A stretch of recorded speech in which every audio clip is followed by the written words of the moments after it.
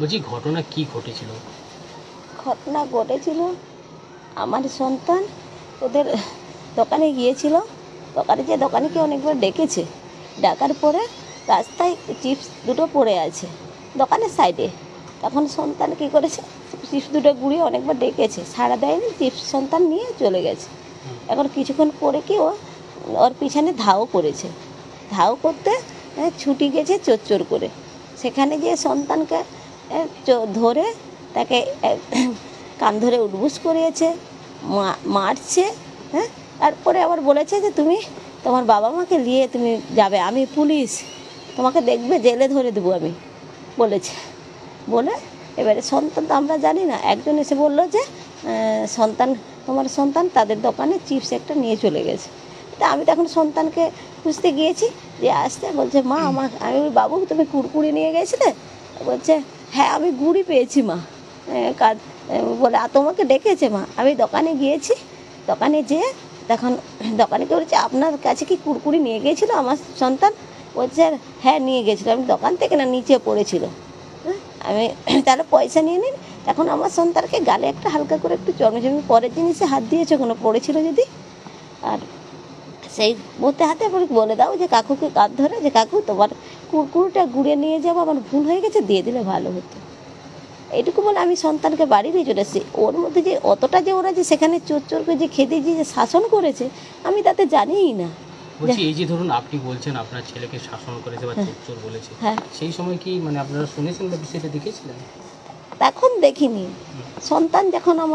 যখন সন্তানকে তুলে নিয়ে যাই যে মা আমি চুরি করিনি, রেখে গেছি, সন্তানকে যখন জিজ্ঞেস করি সন্তান তখন বলেছে যে আমাকে এই কথা বলেছে, মৃত্যু সঙ্গে পাঞ্জা লড়ছে সন্তান তখন বলেছে আমাকে সন্তান। আমরা তো জানি না যে এত সন্তানকে কষ্ট দিয়েছে, তাহলে তো আমি সন্তানকে বাড়ি রেখে দিয়ে যেতাম না। আর আমি জানি আমার সন্তানকে সুশিক্ষার জন্য আমি রেখেছি, তো সেখানে তাকে মারধরও করিনি বেশি।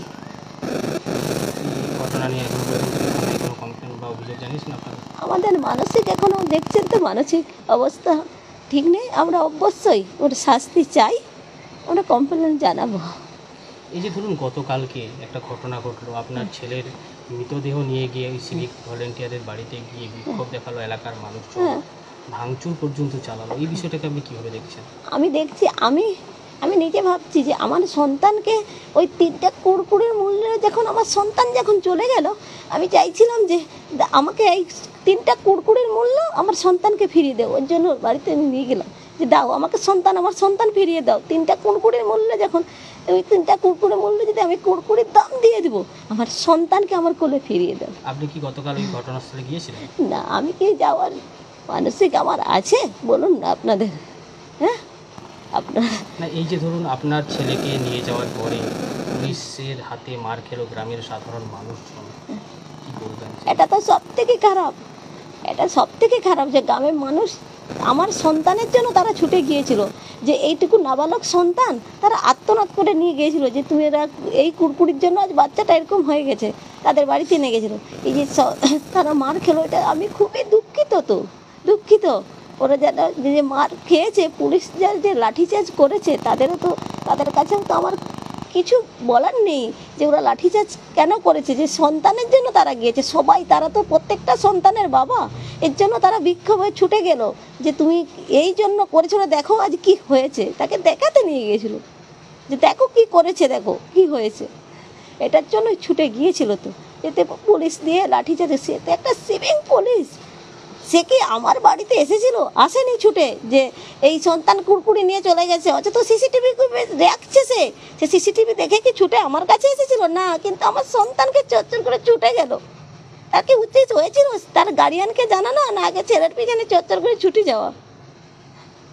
বলছি সিভিক পুলিশের পরিবারের তরফ থেকে একটা অভিযোগ আসছে যে গতকালকে তার বাড়িতে ভাঙচুর চালানো হয়েছে, কি বলবেন বিষয়টা?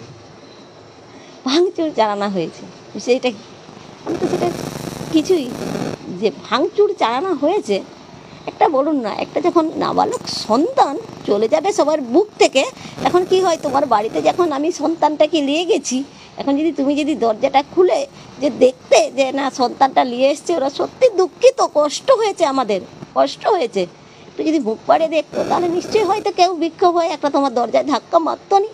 অবশ্যই দরজায় তারা ধাক্কা মারছে, দরজা তুমি দেখো নিশ্চয়ই লাগিয়ে রেখেছো।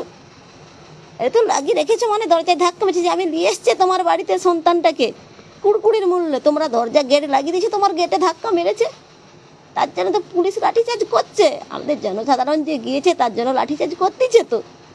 আজ এতদিন ছেলে আমার ভর্তি আছে, একদিনও আমাদের সামনে এসে বলেনি যে আমরা অনুতপ্ত এই ছেলেটা যে এরকম হয়েছে।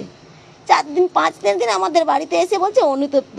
আচ্ছা, একদিনও আমাদের সামনে যে এসে বসেনি, তাকায়নি, যে সাড়া দেয়নি যে না আমি যে সত্যিকারের যে ছেলেটাকে এরকম করে নিয়েছে আমরা অনুতপ্ত আছি, একদিনও আসেনি।